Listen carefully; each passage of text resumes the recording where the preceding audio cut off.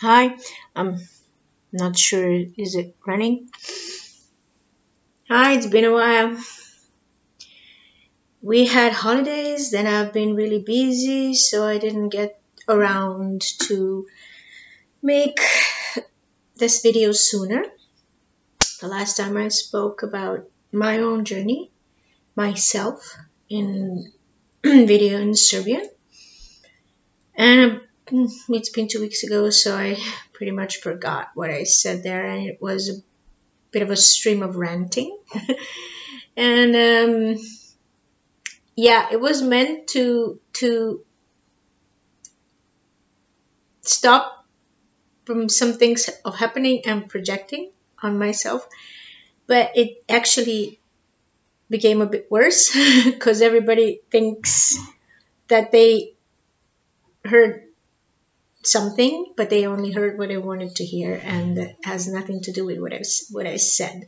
So I'm a bit more, even more wound up now. Yeah, it's just that I had some sessions, and then I had to think about clients, not about what's going on in my head. So yeah, I made this video because I was told that I should speak about myself, because even when I go and I present my work, and I never speak about my bio. It's sort of short biography. And it's not like all these things are not connected. They're connected, but it's going to be a bit more from my rational mind, because I'm going to be speaking about a linear events of things. So I basically I have graduated from the university in Belgrade, from the Faculty of Philosophy, University of Belgrade, and Department of Education. And I studied pedagogy or guidance counseling. And I had my higher degree in that. I had Masters of Arts in the same topic, which is not at all similar like the masters we have now. It's more similar to the PhD, but I did it on the old program. Things were shifting and changing around here, so we got somewhere lost. We got lost in translation during changes and transitions. So yeah, my degree is sort of stepped down a bit because of that, but it's different than masters, and I don't know how to better explain it for using the Western terms.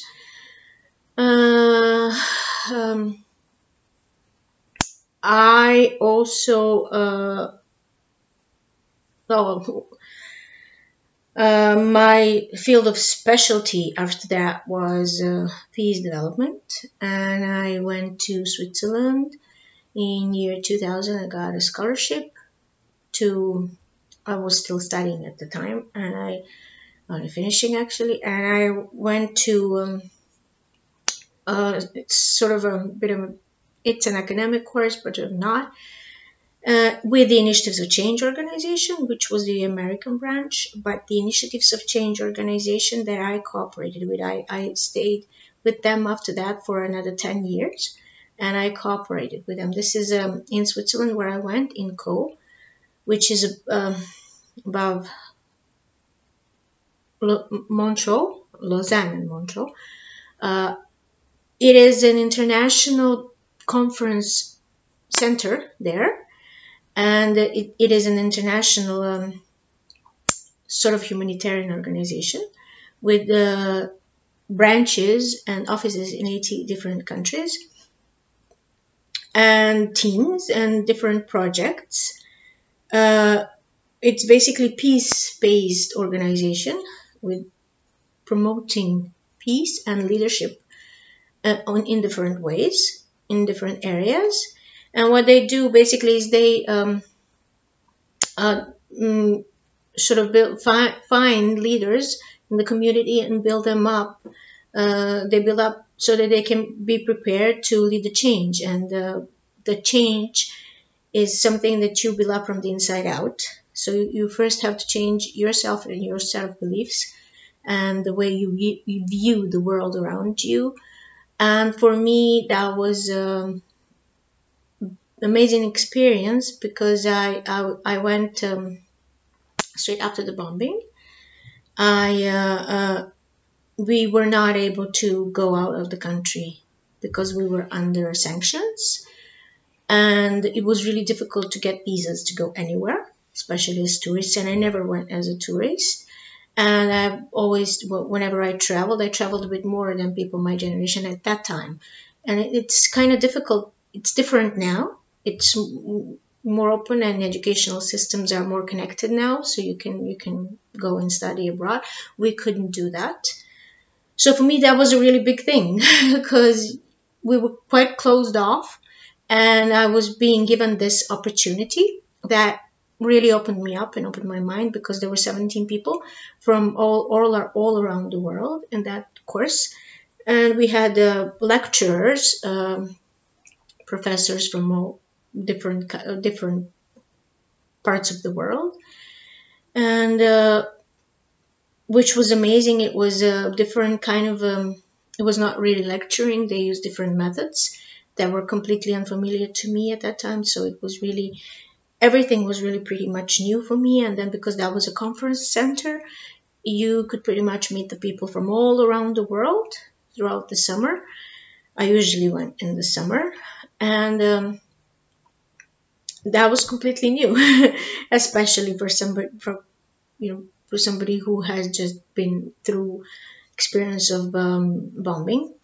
So when I speak to the younger generation now, even people who are 5 years younger than me and my generation, they don't really understand that we really could not travel. We did not have the opportunities that are offered now, because our basic human rights were cut off, and some things that are very common now were not at that time. So yeah, we shifted and we changed timelines and realities until then. But this is still something that created who I am.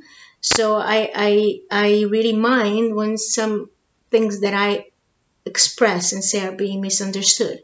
So this is why I'm doing this, because I am coming from this kind of reality. I was sitting on a bus that was when I was going from Belgrade to my hometown. We were on the road, and this road was being bombed while I was on the bus. And that was my experience. People from my generation had even worse experiences, especially the ones who went to war. The war did not happen in these areas, but we had the destruction of the country. So you basically were waking up every couple of months or a couple of years, not months, in a different country without changing passports. We had to change passports, but without really traveling anywhere. And it's really hectic and crazy reality that we have lived in. And it's still hectic and crazy because it's not healed. And yeah, maybe we should start healing it first inside of ourselves. And this is my goal. But then again, for that, we need to acknowledge it and express it. And if we try to acknowledge it, we are being, well, people don't really understand it. It's a difficult experience for them. They think we are just negative.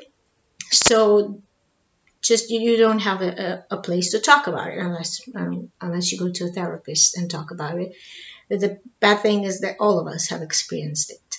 So there is nobody in this population who has not lived through this experience, including therapists. So unless you went somewhere and did something with yourself, and when I say therapists, I'm talking about psychologists and other people who work with other people in helping professions, but energy workers also. We were here because we couldn't leave.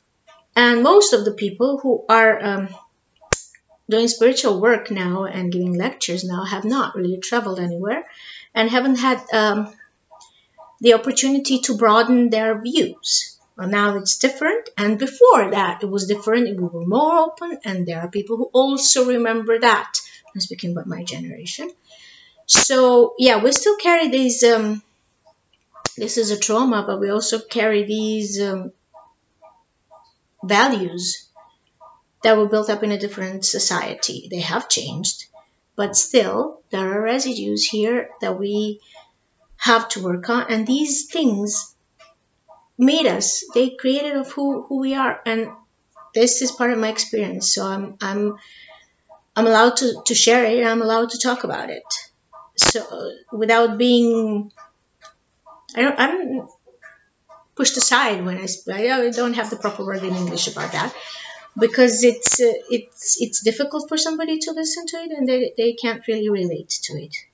Of course, I can't relate to some other experiences of some other people in other parts of the world, but it doesn't mean that they didn't have it.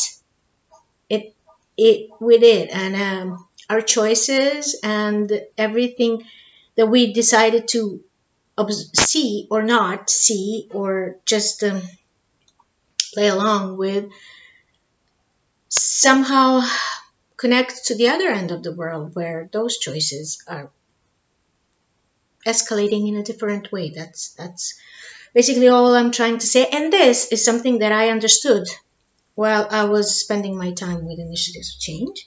And Initiatives of Change is initially a charity that was created in Oxford by Frank Buchman, who was an Oxford University professor. And he had some difficult time with one student of his, and he lost his job because of the actions that he undertook regarding the student. He slapped him, so he lost his job. And he was working on his inner world and considering his choices and options and things that he could have done differently. And he was thinking a lot about morality and speaking about morality. So basically, Initiatives of Change is a spiritual organization, but they're basically more focused on existing religions, and they were exploring different religions of the world, to see whether they have similarities, what's connecting them rather than dividing them.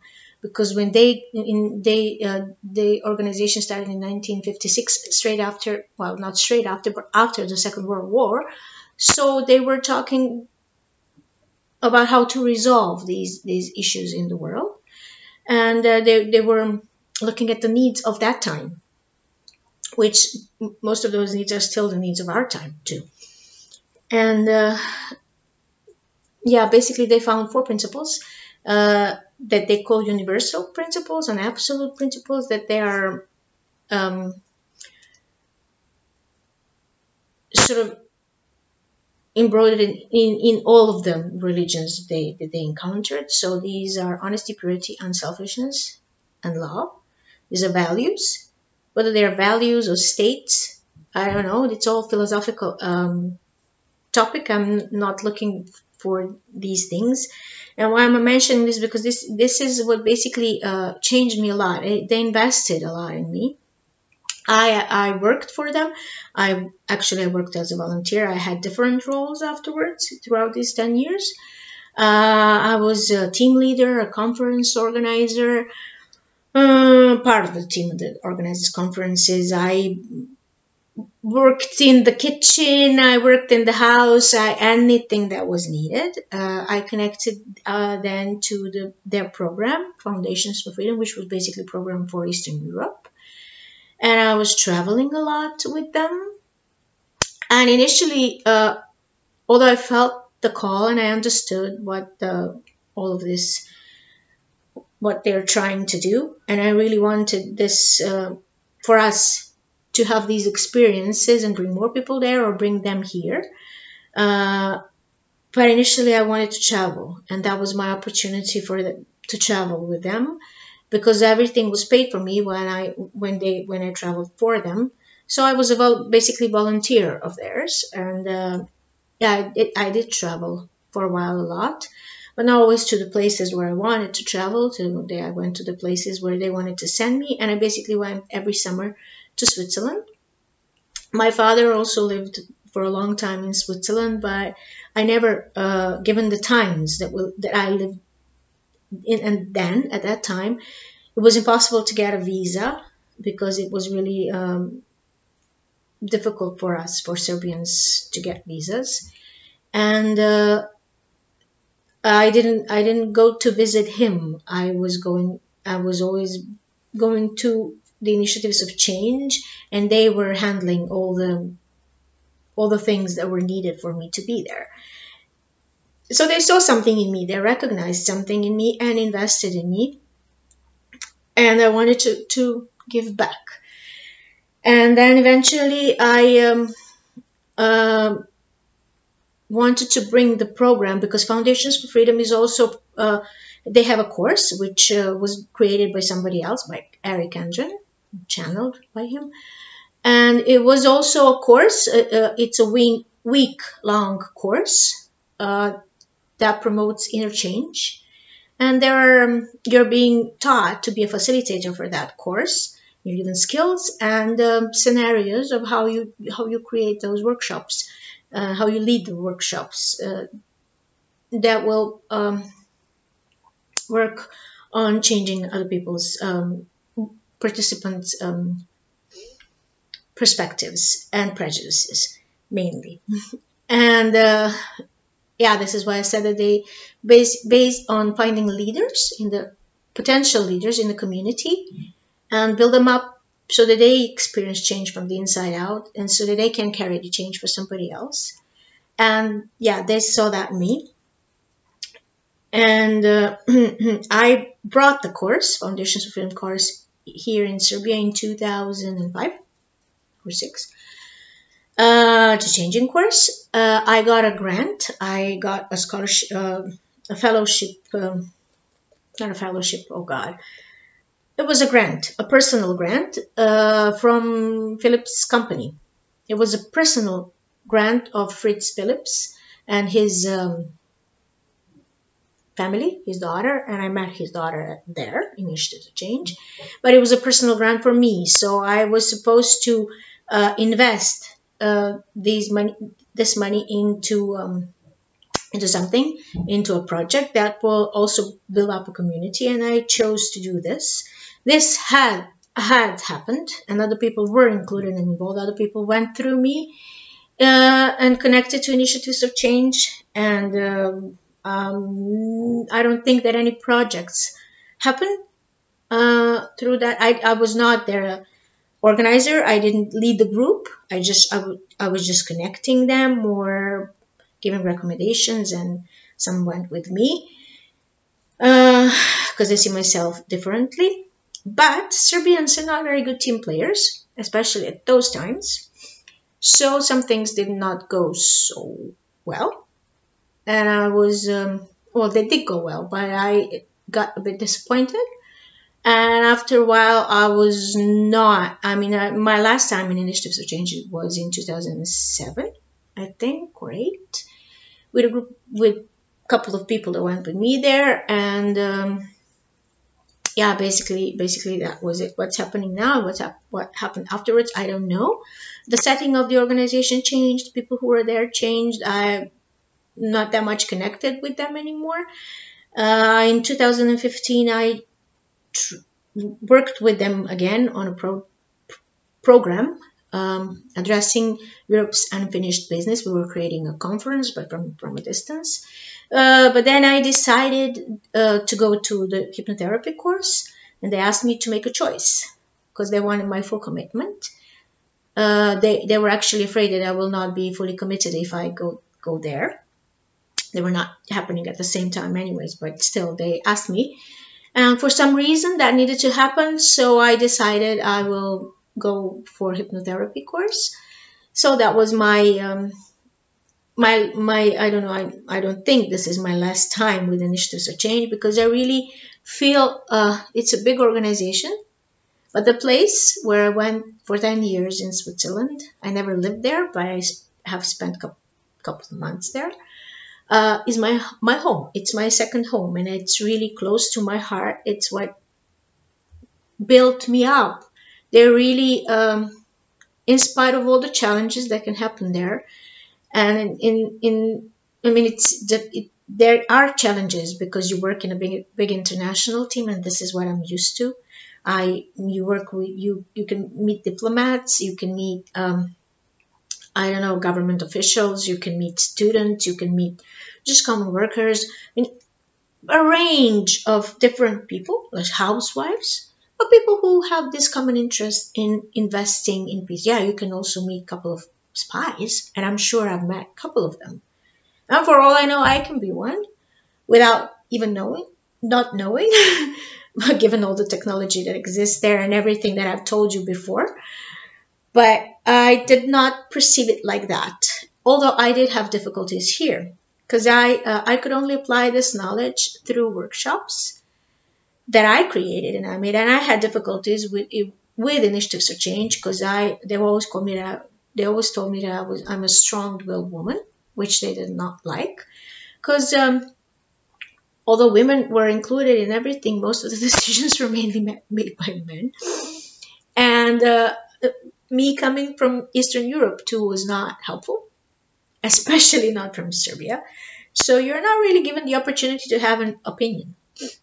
And I didn't mind sharing my opinion openly. Sometimes I don't know how to hold water in my mouth when I should. So yeah, I've had a couple of moments. And especially when there were these divides that were happening between West and East.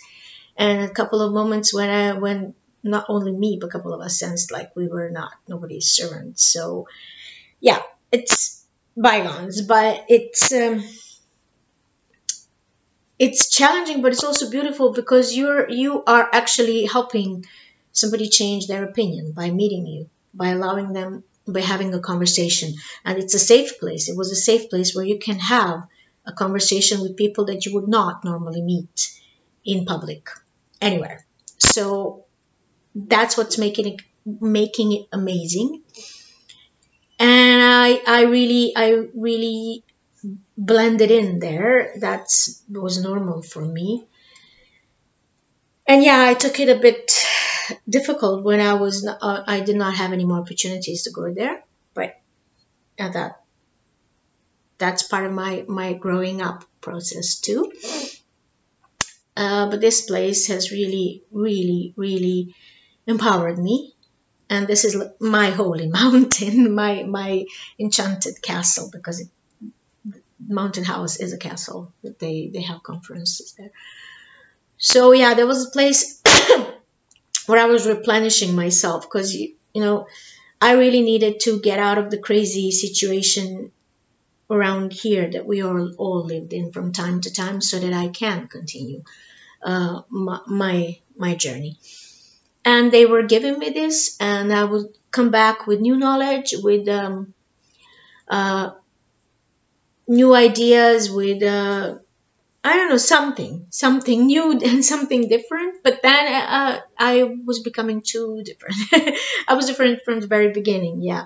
I mean, because of what I do, I should speak, and I spoke in Serbian video about that when all this started. I'm speaking about my academic background now, because I should, and I also worked with NGO world, mostly non-governmental organizations, projects, and I worked as different. I mean, I worked with refugees from Kosovo mainly. My colleagues were refugees from Croatia mainly. It was Group 44. They based on protecting the rights of the refugees at the time. They were a humanitarian organization. I have spent a couple of years there. And I worked with children there mainly. And whatever was needed, we were going to 3 times a week. We were taken outside the city to the places where they lived. And I became really burned out at some point, and I couldn't deal with that anymore, and especially with many things that I saw. And then I worked for a small company here, but also on a project which was a CSR project corporate social responsibility, and I worked with foster home children, youth, not children, they were adolescents, and we worked on giving them social skills that they couldn't learn anywhere, and helping them to be prepared for business world, to find a job and present themselves, but mainly social skills, because they were really closed off, and I spent there a couple of years too, and I was burnt off after that too, but not as much as from the previous one. I worked in school as a guidance counselor, pedagogue, in high schools, but I didn't like that. I really didn't like that, and I would never go back to the school system in any kind. And after all that, I worked in a higher educational system. I worked as a professor, as a lecturer at the university, which is actually like a college, but part of the university, which was a college that prepares students to work in kindergartens and foster homes. So basically, I was able to plant all my knowledge that I received from those experiences. I had my own students. It was in the south of Serbia, and it was really exhausting because I was traveling every week, sitting for more than 4 hours one way. And I've spent 5 years there. Yeah, although I was a lecturer and it was a position, and I have a title. I'm a Master of Arts, and I'm a university professor and stuff like that. This is not something that I say about myself. This is what I am, because I couldn't really connect with that role in that way.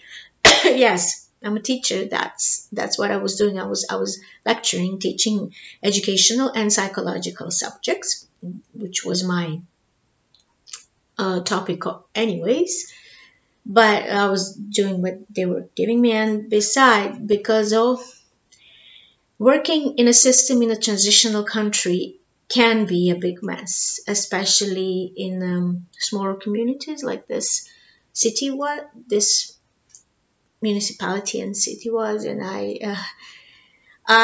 it was really difficult for me because I wouldn't play some games that were expected from me. I worked with people who were undereducated than me. They did have titles, but they were not being given titles on the basis of their knowledge. And a lot of corruption exists everywhere in the system here. So basically, I don't want to work with the system ever again. I'm done with that. And it's a part of my journey. It also made me who I am, and there is a reason why I needed to do it. And because I had to teach my students about psychological topics and some educational topics, I can do what I do now from a different perspective too, because of my basic education, this knowledge anyways. But it was a theoretical knowledge, and I had to make it plastic for them. So it helped, and I'll just stay with that, because I would have to speak about a lot of corruption that I saw that's going on. I spoke a bit about it in Serbian video, and people from here do understand what I'm trying to say, because there were a lot of voices around here now against institutional and systemic violence. And me coming from the peace development setting, it was really difficult for me to I was experiencing this institutional violence from the people who were undereducated than me, but only because they could, because they are subordinate, and there's absolutely nothing you can do because the system doesn't work and they're protected. And there is me coming from the, so educated from the peace setting, and they're teaching me about human values and human rights, and it's nothing like this here. It doesn't exist. And whatever you do, it's not existent unless you really are backed up somehow and you become really nasty, or I mean loud. So I mean, I don't know what needs to happen for things to change and shift around here. Maybe what I said in the beginning, we should work on our inner worlds, because we're basically sick, because we have not worked through our traumas from various breakdowns of the country and of the system and of the wars and of the bombing and of the everything that we had and been through. And we don't mention it, or if we mention it, it's just a memory on the TV or news, but that's not enough. And yeah, that's another story. It's the story about post-traumatic stress syndrome, which I'm not going to be talking about now. Anyways, yeah, that was really difficult experience for me because of that, because I've been trained to do something else, not to be a subordinate. And yeah, after that, I mean, before the college, I went also, I received a scholarship from international, from Rotary International. Well, I was working in a school at that time, and I was really unhappy with that job because I wanted to be in the peacemaking field. At that time, I really felt that being a change maker is my role, which is something that I do now in a different way, and in a better, much better way, I think, much more effective way. So I was really looking for something that I could do, and yeah, I basically wanted to leave too. So I was looking to go for a PhD somewhere abroad, which was not possible because of our degrees at a certain point were not recognized outside, which is a very long story because of all of the things that has happened here in protests. At some point, our university lost the autonomy, and as a form of protest from the outside world, our degrees were not recognized also. So I had a professor at my Swiss program, my co-scholars program, who was a friend of mine, and really my looking up to person. So he was on a Rotary program at that moment on PhD, so he recommended it to me, and I wanted to go to some of the universities, because they have 6 universities with master's degrees, with master programs for peace development, and one of them was in Bradford. And sometime before that, he had even made it possible for me to come to visit him in Bradford to see if this is something that appeals to me. And at that time, at some point was not even possible to go on a master's either, but then at some point things changed, so we could, and I would have to do it all over again because at that time I already had a master's, but never mind. And I applied for Bradford because I liked that program, and I was too late for the deadline that they had there, because when you're applying for the international scholarship through Rotary, it's a big process. It's a big administrative process. You have to have all sorts of papers in order and everything signed. And I don't know how many people from local districts and local clubs have to talk to you and recommend you and approve that they support you. I mean, they support you just by saying, yeah, okay, this person is okay. She has our vote. So yeah, I had to talk to a whole lot of people. And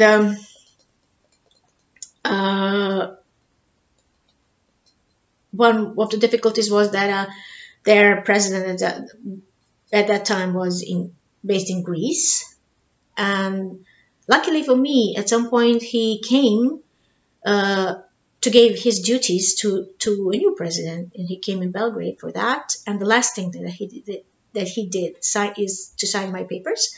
And he just said, "Good luck." Just looked at me, and didn't ask anything. Just signed my papers, and that was it.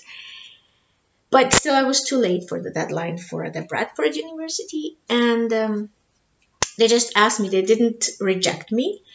They asked me to change perspectives and directed me to a professional development program in Thailand, in Bangkok, and I accepted it.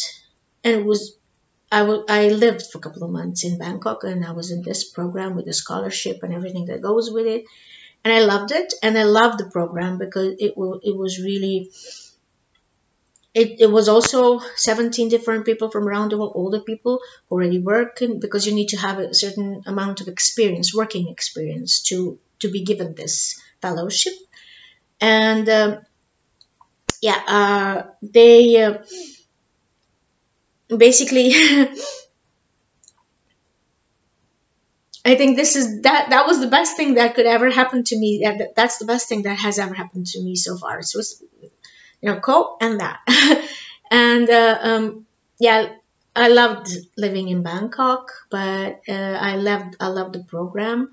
I mean, there were other 300 people applied for that scholarship, for that fellowship, and I was the one who was chosen. Nobody else from Serbia applied. I was the only one, because you have to already go through the process, and nobody even asked for that scholarship because people were not interested in those kind of programs. They are interested in different topics.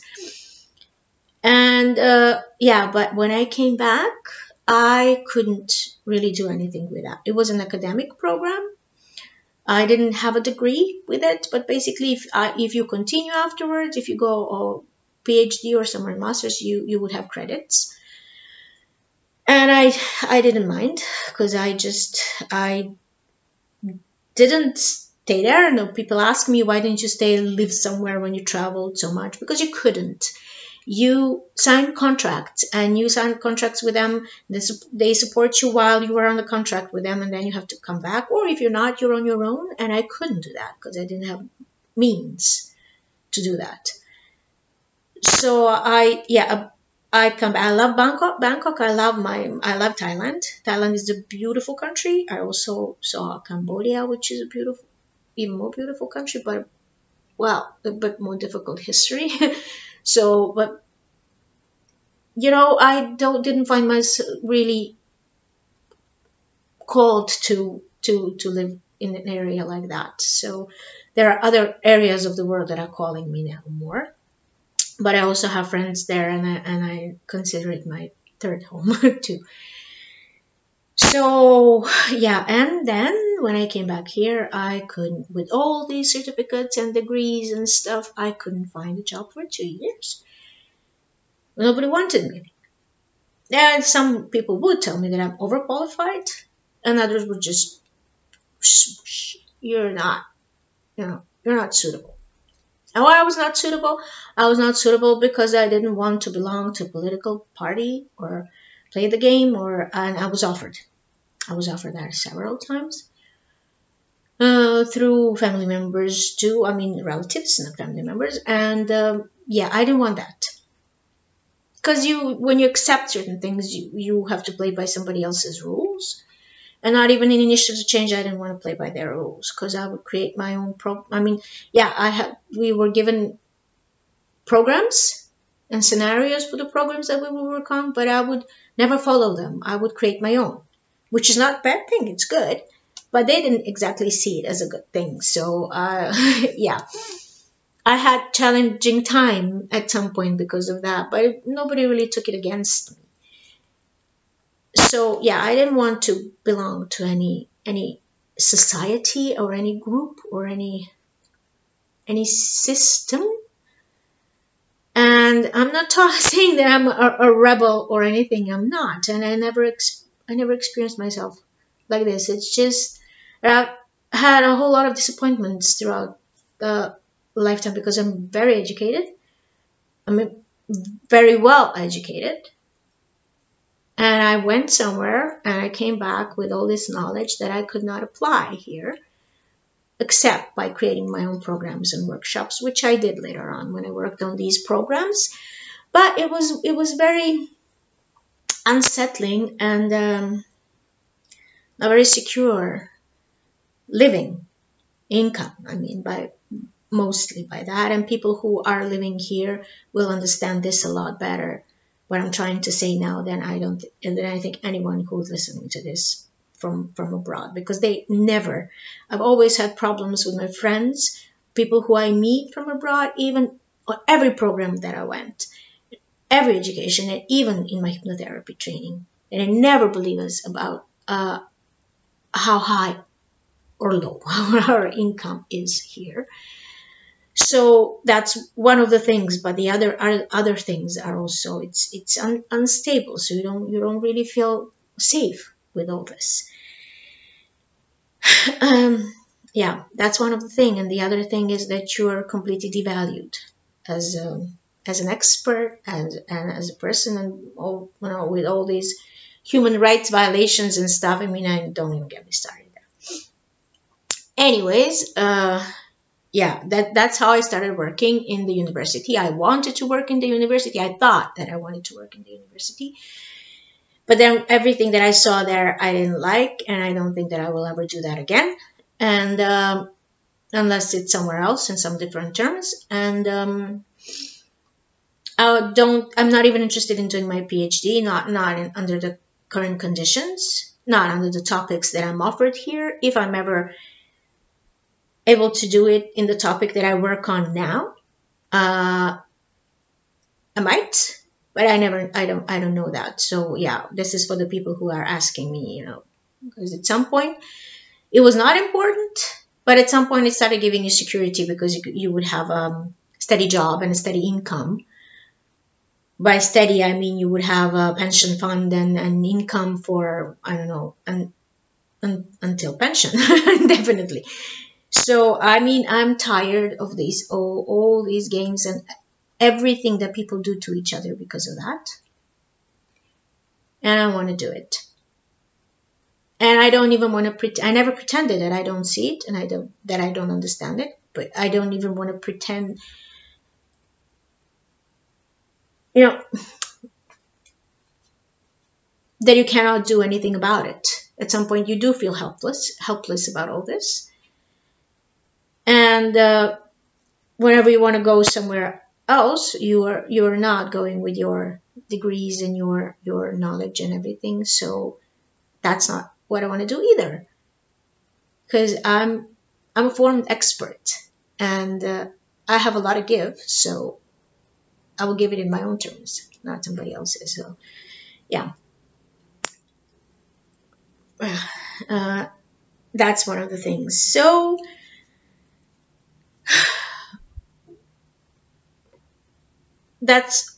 I'm just giving you a little bit of a taste of the background of my everyday life, in my life, and everything that formed me. Yeah, and another what happened afterwards. Yeah, not afterwards, but alongside all this, is my family situation. I come from broken family, from a divorced family, which is not so uncommon now, but at that time it was uncommon. Then another uncommon thing about us was that my father was an alcoholic, and he was aggressive. He was really aggressive with my mother. I really watched very bad scenes. And that, of course, left a mark on everyone, but my mother in particular. Then my brother, I have a brother who's ill. He has cerebral palsy, which is the brain damage that happens when the brain is without oxygen, and he was without oxygen when he was being born because it was doctor's mistake. They were extracting him for forceps, and they did not start the birthing process on time. And there are quite a few people of his age in our hometown too who are like this. So it was it was oftenly done. And yeah, this all of course is another background of of me. So that adds up to the disappointment. And I was a really closed off person. I was really shy. I was really bright, always. And I was unable to express myself in my surroundings back. And I was unable to express myself in my surroundings at work. Everywhere around here, I'm unable to express myself. And everywhere I'm different. And I'm not only different because of my family circumstances. I'm different because of who I am. Because I was always viewing things differently, especially because of this family situation. And yeah, oh God, my cat is being annoying, and I'm trying to ignore her, but I can hear her. She's outside and she wants to come in. Yeah, where was I? Yeah, well, I was really sensitive, and because of all this family trauma that I was undergoing, I never lived with my father. My father left when I was 10, with big scene, very big and aggressive and bloody scene. He stopped drinking a while ago, so he's a different person now. Yeah, but we're not all that close. It's quite different situation now than it used to be. But that created all sorts of problems, and that created all sorts of things that I was somehow always somebody who was sticking out.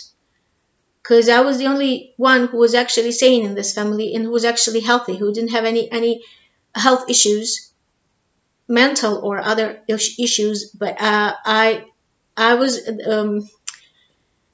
everybody's buffer because of that. And I was there. Everybody's aggression was placed into me because I was so different than them. Because I was interested in reading books. I had ambitions. I wanted to study, and nobody wanted me to study because I was a girl. And I wanted to go to university, and they wanted me to get married and have a job. And I never did anything what they thought that I should do, what a woman does, what's their idea of what a woman should do. Including my mother. I mean, she disliked me being a girl from the very start because women have difficult lives. And she had a difficult life, of course. So yeah, that's her thing, which I know now, but at that time I did not know. And there are all sorts of things that I was being told throughout my childhood. Oh, why are you always carrying papers and books? You always have an opinion. You never want to, you don't close your mouth. You don't want to put up with anything. You don't want to close your eyes to anything. Nobody's going to put up with you. You're not putting up with anything. So I was always being told to keep my mouth shut. And I did. I did, but not usually. I mean, not always. And when I don't like somebody, I show it, and not somebody, something. So even if I pretend that I didn't see something, my energy will tell you, because I have this aura around me, and I have this posture that's saying I saw that, and it's not nice. So yeah, that was my main difficulty everywhere. Not only through my childhood, but even when I went to Initiatives and Change, which was like the organization with a broad view. It was so different. I was not different, but my interests were, from their point of spirituality, I developed to something that they called a New Age. So I was too New Age for that. And then I was a woman, so I'm too strong-willed. I'm intelligent. Oh, you're so spiritual. but that was not being said in a positive manner. It was being said as something negative, as not a good trait. And even, you're beautiful, but it's really hard for beautiful women to get married because uh, nobody really wants a beautiful woman. It was a what? And that was one. But then there was the other. You're an Eastern European who only came here to get married. Like, I just got married and ran off with somebody. Yeah, sure, that happened. That was never my idea. And I was like, what's going on here? And I don't know what was I projecting, because I never did anything to suggest anything like that to anybody. But yeah, of course, I always share my opinion when somebody, especially if somebody asks me and wants to hear my opinion, I'll share my opinion. And to be fair, they did ask for my opinion and valued my opinion. And especially when I took other people there and on some other topics, because we were trained there to be negotiators, peacemakers, like proper peacemakers. And this is what I really actually wanted to do at some point. But then I decided, when I was thinking whether I want to do a PhD or go somewhere in the peace organization, like big scale peace organization, which never opened up for me, by the way. Maybe that's a good thing. But then at some point I was thinking, do I really want to go somewhere like in a really dangerous area, in an area that's so different than my culture that I don't understand? To live in a cube, in a metal box, or whatever the bunker would be from, whatever. Because I talked to other fellows where they work and what they do. They went on the peace missions, which were never basically peace missions. So I decided that maybe this is not the way for me. So that's why when I went to work at the university, and with all this that I just told you now, I really learned I closed off. I always had my dreams.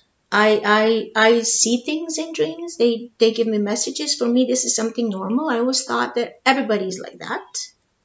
Because I always spoke with my mom, what did we dream about? She had messages through dreams too. My grandparents, her especially her great-grandfather too. I had hints and intuitions always developed, but that was never I'm being annoyed by my cat.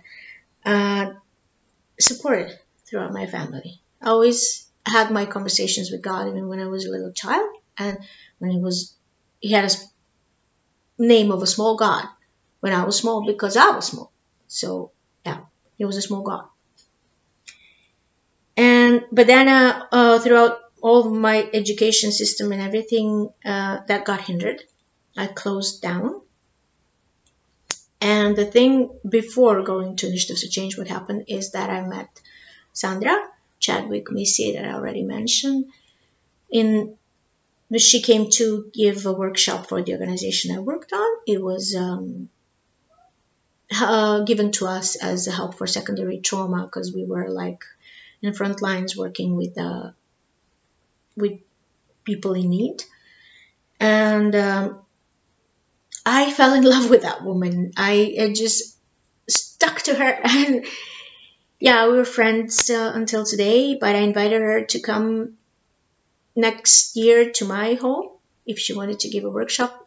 Every time she travels around the world. When she does this, she travels around the world on her frequent flyer points, and she gives her knowledge for free. So at some point, she did come to. She stayed with me for 4 times. She was coming back to Serbia for 6 times, but she was staying with me. And at that time, that was in the year 2000. Nobody. It was not like now, where a lot of people are coming and giving their knowledge, and you have opportunities, and you can read different books, and it was not like that. It was not like that until recently. Now it's fertile for spiritual work and energy work, but not then. And she was one of the rare ones, especially coming from the States. We were still dangerous country for them. She was being mocked, and you know, she was being told that she won't be safe. So yeah, she came to my little house, and I learned a lot from her. And the first thing that she told me was that I am psychic and that I'm a leader, which I was like, no, no, no, because I was really shy person, and I really, I really don't show myself. Even now, I don't show myself. I don't like to be the center of the attention, and I withdraw really quickly, like like a shell that just clenches. And I because of um my childhood experiences, this is what I do. So whenever I see something that's a bit resembling of the aggression, and it's a bit more aggressive to me, and too much in my face, and the energy too strong, I just close off. Or something that it's disrespectful, and I feel it's not nice, I just, and even when I sense the energy that I don't like, I just, yeah, that's a lot less than it used to be. And you you can ask people who know me before. I have really, really changed, because I worked a whole lot, and I changed a whole lot of situations in my reality and in my life. But still, this is what formed me. And yeah, Sandra is one of my first teachers and most important one for me. Later on, she started charging for her lectures, and I went to every single one of them. And at some point, she even paid for me to be present there, because she had different organizers. I was never her organizer. She just stayed with me. I always saw her as a friend, and I couldn't earn money on my friend. So yeah, I was just being a bridge. And this is actually what I said at some point in Initiatives to Change, that I wanted to be a bridge. It's just that I didn't understand that I thought something different, being a change maker, but I didn't really expect to be a bridge between this world and the spiritual world, or what I actually do now. And yeah, she prepared me, and Initiatives for Change prepared me. And I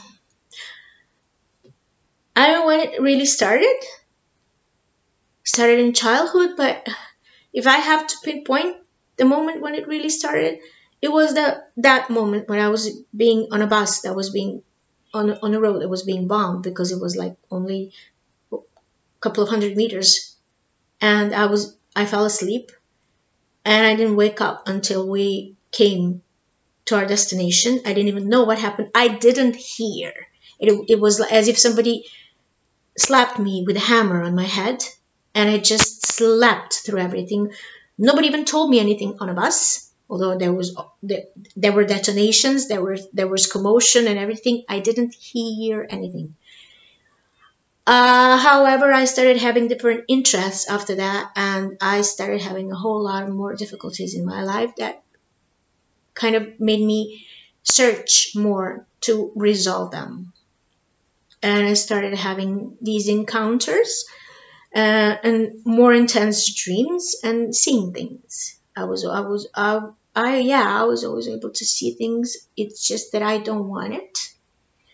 And I closed off also because of one of the other experience, because those people that were preparing me or help and teaching me were not here, and I needed somebody here. I needed a group here, which at that point was not so common. Like now, I couldn't share my experiences with anybody, and I couldn't be me. So I went to this group, meditation group at that time, I was recommended by a friend. That those people, she recommended me, and they were really one of the rare ones who did anything at that time here. And I spent a couple of years there with them, and I did learn quite a bit from them. But I started also being annoyed a lot, because I was also the most intuitive one in the group, and they always wanted me to tell them things, and to tell them when will their center come up, when will they create it, and stuff like that. And some of the things happened that really hindered me, and I couldn't leave when I wanted to leave, and some bad things happened, and I don't want to talk about it because it's gone, it's over. So I closed. I had moments where I could actually close my eyes and see with this, and I would see as if it was misty, like a dusk. But I would see the room and everything in it. And after all these things, I don't need it, because I couldn't fit in. I couldn't function with other people because I was too strange to them. And they let me know. They always let me know. They were aggressive with me. They were nasty with me. They ridiculed my experiences, even friends. I found them negative, and especially when I was finding feathers and stuff like that. People just didn't function like that. Everybody's so spiritual now, and they look for synchronicities. It was not like that until recently, which is a good thing. But I get annoyed with people who just woke up a couple of days ago, or a month, or a couple of months ago, and they want to teach me something, and they want to tell me how I should be a vegetarian, and all the things that I should do and eat as a vegetarian, and blah blah blah, and how I should meditate, or how I should live, or whatever. I'm doing this for 20 years. I'm meditating for almost 20 years because I just started it with Sandra, and even before, I just started it. And I didn't have a teacher who would tell me this is a vipassana, or this is the position for this. I don't care. I was doing what my heart was telling me to do, what my soul was telling me to do. I was always following my soul, and I will go for my soul wherever I need to go, and I will do whatever I need to do, and I've done it so many times by now. And I've been doing it since I know for myself. She's trying to get so yeah, that's why I get annoyed.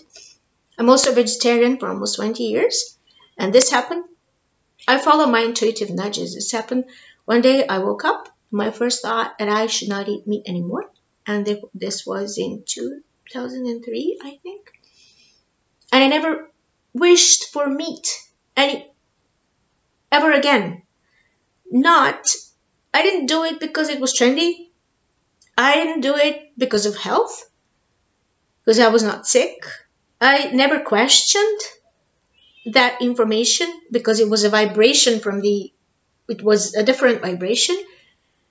And I think it mostly has to do with everything being so unhealthy and all the hormones popped up in the meat. I did eat meat before, and I don't think that everybody should be vegetarian, and I especially don't think that we should rub everybody on the nose, because some people can be, some people can't be, and everybody should listen to themselves. This is what the point is. I would not be here, and I would not be doing what I do if I hadn't been following my soul, listening to my heart, my intuition, and myself. I mean, my father used to tell me that I don't want to do things like other people. I want to do things like I want to do them. Or who the hell should I be wanting to do things like if not myself? And I really also did not like those labels. I mean, even if I could easily see being told spiritual, intuitive, disregarding the tone. It's a positive thing, but I don't want a label. I'm not a label. I'm not a definition, so you can't put me in brackets and commas, and I'm not. I'm a soul, and I follow my soul. And even now, when I do what I do, I'll do it until my soul wants me to do it. And then I'll do something else. And having said all this, I also do it because of me, because of my soul. I'm in service to my soul, and I'm in service to the higher power. I'm in service to spirit guides, and to God, not to you. Yeah, I do serve. I do perform a service for my clients, but I'm nobody's clown, and I'm not putting up a show. And this is not a show for my ego. It's not running the show, especially about this. And I've had everything that I've just told you, it's such a humbling process. It was crushing me and humbling me, because if you want to work and be a bridge for the spirit world, you have to be humble. And this is what I don't see around lately. In spite of everybody being so spiritual and the interest people have. Sure, it's great. But this is the show. If you're a channel, you are the scenery for the spirit guides. They run the show, not you. It's not about you. And when I work with my clients, it's never about me. You are sure they can give me some information. They usually do. Not all of them, but they come. And especially when clients expect me to give them some information and afterwards that I'll do something instead of them. That's not how I work. And this is ego running the show. And it doesn't mean that I don't have it. It doesn't mean it doesn't come out. It doesn't show. But I've had such major humbling experience throughout my life that I know better. And I don't want to lose the energies, the support of the energies that got me here. Because I could have died many times by now. And I've been told this by so many different people who ever see something in me. And they ask me, how come you're still alive? And I say, I don't know. Somebody must want me to be. So, I get disappointed. Yes, easily. When somebody is trying to aggressively shove in my face something that they just discovered about spirituality. Of course, there's always a place for you to learn something. I learn from every client that I see. And I'm still learning. Everybody is. But I have my own path. And I'm following this path. And if my path needs to cross somebody's, it will. And it will, oh, she's distracting me. I'll be guided as I am, and as all of you are. Each and every person that comes to see me is guided. Their guides tell them, I brought you here. I don't lose that. So, yeah, that's one of the things. The other thing is that I know ego is constantly running the show. I get, things.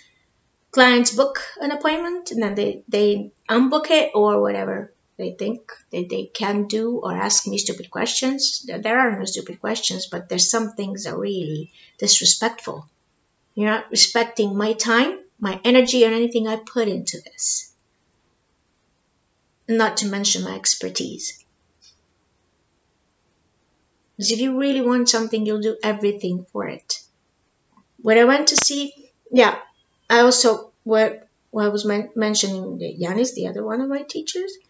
When I went to see him, I heard about him in Ukraine. Somebody told me about him. He's living in UK. And I just thought, I need to see this man. But it took 6 years before I actually went to see him because I couldn't. We were in contact. He was helping me. But I couldn't financially go. And things were just not falling together. Well, then what I did, I traveled all across Greece in different boats and buses to get there.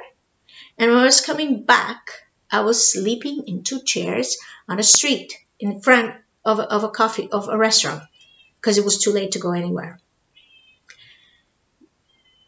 So please, when I want something, I'll do anything about it. And I know you too. You also are going to do that too. So don't give me that, I have 2 buses to change and stuff. Excuses. I never say this because people think I'm strict. But yeah, maybe I am strict.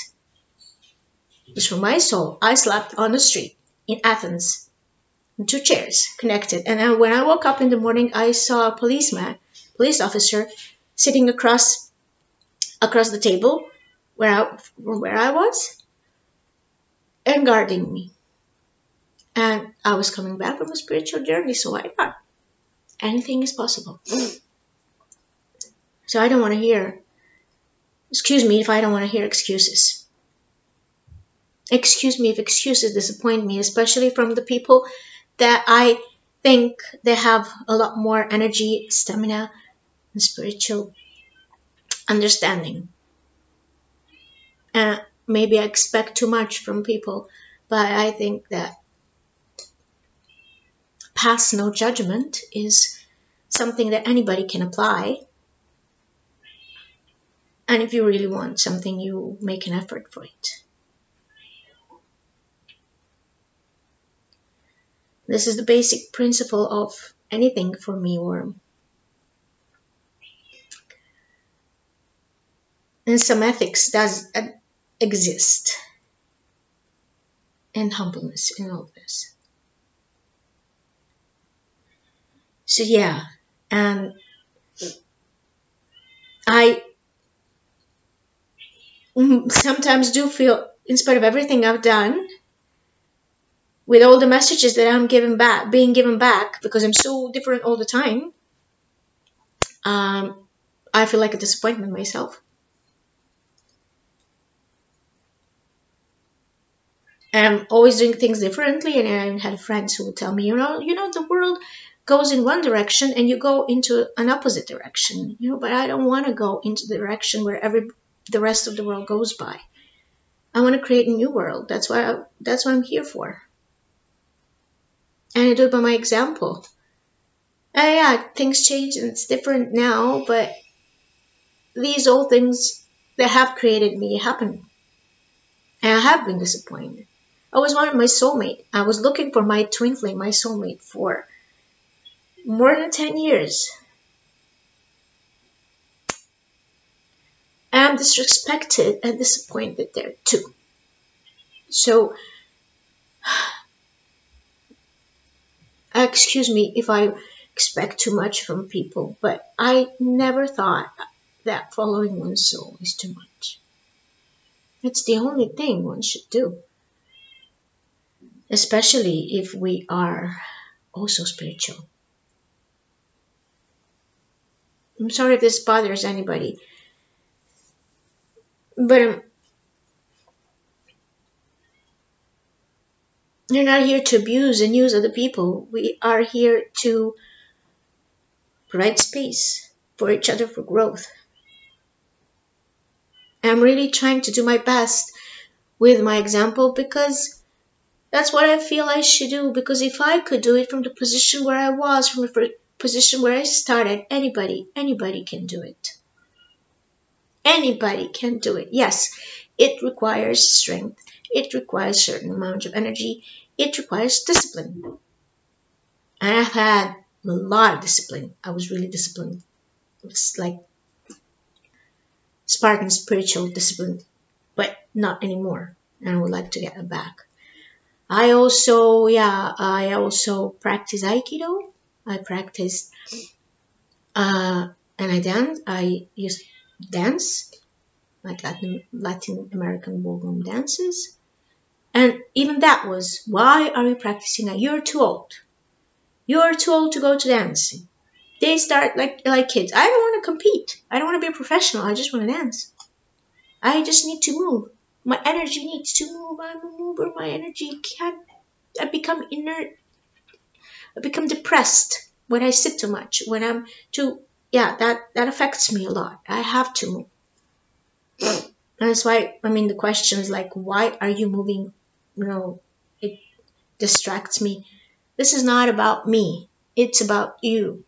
My energy, I transfer something to you with my energy, with all this that I'm doing, because I'm being used. Even this is being used by spiritual energies. And it's instigating something in you. You're projecting onto me. Of course, I project too on other people. We all do. It's normal. But it's good to sometimes catch ourselves when we're doing this. And sadly for me, I've been doing this all my life without not knowing it. At least now, I know what I do. So, I'll do this for a while my cat in the back. So, that's what I do for you. That's what I do with these videos. That's what I do with my sessions. That's what I did before with my work. And that's I seem to be doing with my very own existence whenever I enter into somebody's life. Luckily or not, or unluckily for me. So yeah, stay with it for a while. I'm your mirror.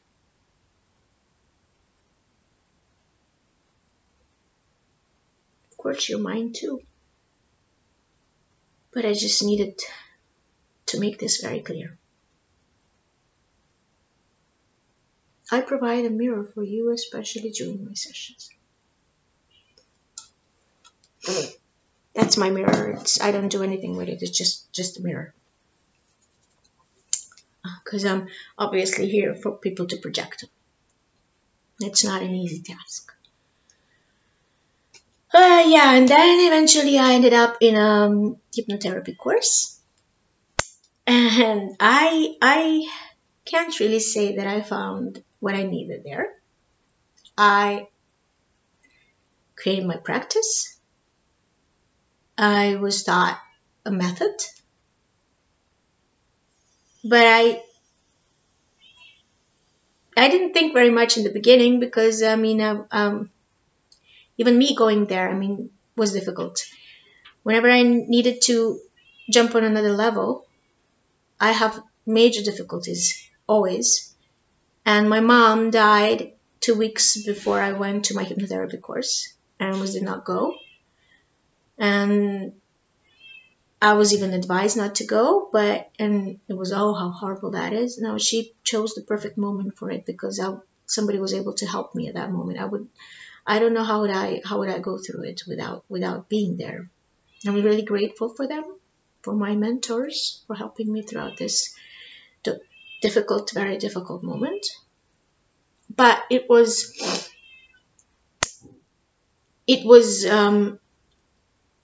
afterwards, when I was not really expressing myself there because it was healing. And when I kind of tried to express myself, I just, was shut down a bit again because I'm always going ahead. I'm going ahead. I always get this answer. We're not doing that now. Huh? So, excuse me, but I am doing it now. It's happening to me now. So, I was trained by Paul Around and in front of his New York School Holistic Center, and certified by the International Association for Counselors and Therapists. He was the president of the Educational Center too. His school was supported by my community institute,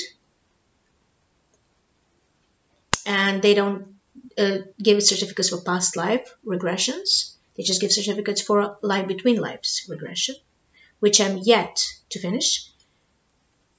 To get certified for, I didn't go because because of my finances, I was not able to go when I was supposed to, which was in 2017. But I do qualify for it. I qualified for it.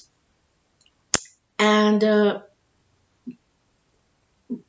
our lecturer was also president of the training center for a long time. And he's the only lecturer that goes around Europe and teaches anyways. So we were supported by my community institute. And I'm allowed to say that, although I do not have their certificate yet. because of my financial issues at the time. And that's one of the things that I also needed to say.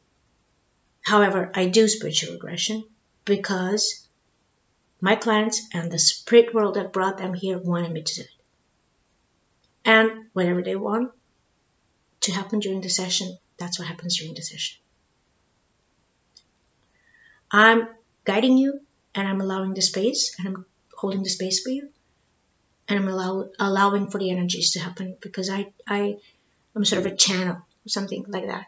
And I'm not quite sure what is it that I do. At some point, I saw myself where I had to make some audio of my sessions for an app. So I listened to it to see how that sounds. As when I went really deep, I saw myself in front of myself well, actually didn't see myself. I saw spotted jaguar with spots who had my head, and she was extracting something from my belly. So I somehow do extractions during all this. I don't know how. I don't know what happens. I don't do it consciously, because I'm following the client's process, and I have to think for client and guide you. So yeah, but this was one of the things that I needed to say for the sake of clarity and some other issues that have been going on around. And another thing, what else that I want? Yeah, shamanism. Yeah, it's all connected with what I do. I have a personal connection with it. I saw in some of my past life regressions that I was one, so I have some innate knowledge of it. It helps me, it heals me, it clears me, purifies me, and I've been told in my sessions that I should use it as a means to clear my energy and help myself. And I have a really good guide, teacher, or I don't know how should I call that. I'm going to have another name, but I don't want to use it now. For that, so I believe I'm in the right place. But I don't express myself like this. I don't think I ever will. I don't know. But I don't think so. From all these experiences, all these conscious and unconscious knowledges that I have, I create a blend, and I do something new, and I want to do something new. I don't want to use the old processes. And if I do use them, I use them in my own way. I create something new from them.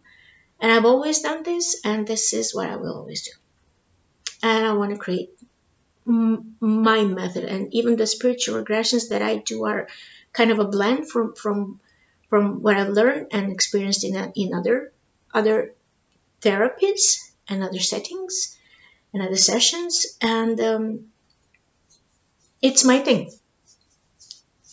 And I want to create something from that point too, because I would really like to do something without having to go through past lives, because it's taking too long. Yeah, so we'll see about that. I will see how my practice unfolds further. But this is basically the story about me. So one of the things that also influenced me a lot was this book. It's a book that's called Never Ending Story by Mihail Ende.